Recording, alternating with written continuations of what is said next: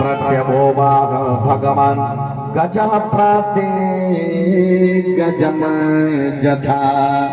भगवान ने जब सिंह पकड़ा तो उस अरिष्टासुर ने भगवान को 18 कदम पीछे धकेल दिया। 18 कदम। भद्रारे से गज राजन प्रत्यपोवाह भगवान गजः प्रति गज जथा। उसका प्रत्युत्तर भगवान का 36 कदम पीछे धकेला। भयंकर युद्ध छिड़ गया, छूट गया। दौड़ लगाई, भगवान तरफ सिंह मारना चाहा, भगवान बगल हो गए, बच गए। फिर लौटा दोबारा उधर से, भगवान ने सिंह पकड़ करके ऐंठ दिया और जोर से बैठा से गिरा। विष्टार मूत्र का त्याग करता हूँ, आंखें बाहर निकल गई, मर गया। जब अरिष्टासुर मर गया, अब कंस को बड़ी चिंता हुई। अब क्या करें? जाते तो सब, लौटता कोई नहीं, वार्ता चली गई, करें तो क्या करें? इतने में नारद जी आ गए। नारद जी के कहा, महाराज सच्ची बात। अब नारद जी को देख के प्रणाम किया, आसन पे बैठा है, चरण धोया। आइए गुरु जी पधारे। कहा महाराज बड़े चिंतित दिखाई दे रहे हो। कहा क्या बताए महाराज? तमाम मित्रों को श्लोक को हमने भेजा ब्रज में, कोई वापस आता ही नहीं। कहा कोई आएगा भी। ऐसे एक एक करके भेजते रहो, उधर कृष्ण बलराम मारते रहेंगे, एक दिन तुम्हारी नंबर आ जाएगी। आखिर था ये कौन? कहा बता में कौन है? कहा बता दो। कहा यही कृष्ण बलराम है, यही वसुदेव नंदन 7वें 8वें यही दोनों हैं। सारी कथा कहा जल्दी पकड़ो वसुदेव देवकी को। हमारे साथ धोखेबाजी किया, हमारे साथ विश्वासघात किया, पकड़ करके वसुदेव देवकी को पुनः कारागार में डाल दिया दोबारा। महाराज क्या करें?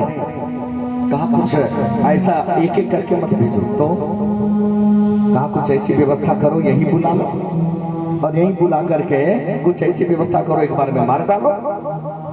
तो क्या व्यवस्था करें? कहा कुछ मेला ठेला का व्यवस्था करो ना, दंगा लाने का व्यवस्था करो। हाँ महाराज आपने ठीक कहा।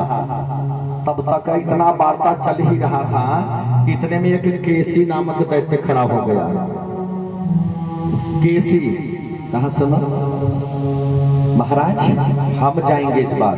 कम से कहा किसी को जाने की जरूरत नहीं है। कहा नहीं, वो यदि हिंदी का कृष्ण है ना तो हम अंग्रेजी वाले हैं।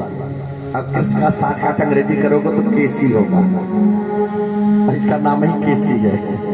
वो हिंदी वाला तो हम अंग्रेजी वाला, हम भी जाने नहीं माना। आ गया अरिष्ट जो है केसी, घोड़े का रूप बना करके आया।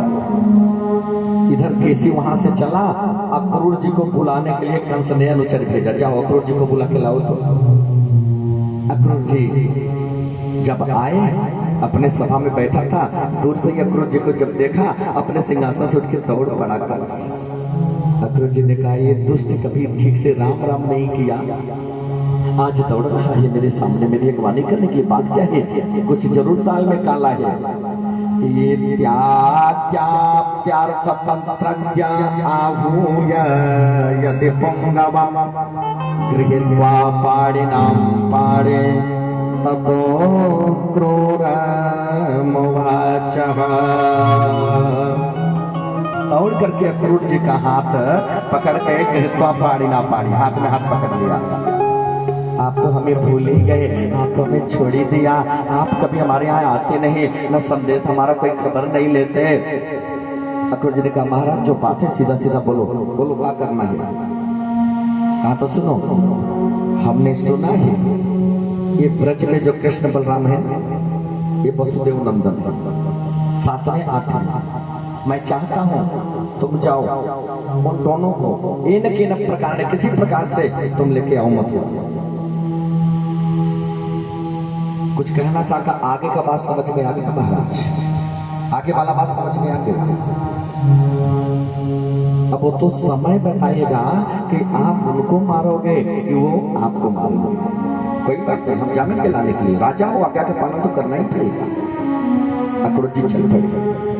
इधर केसी आया तो केसी तुम कंसा प्रहिता खुरैर्मये महाभयो निर्जरयन् मनोजवः सतावदोता प्रपिबः न मंगलम् पुरवन भोगे सितबे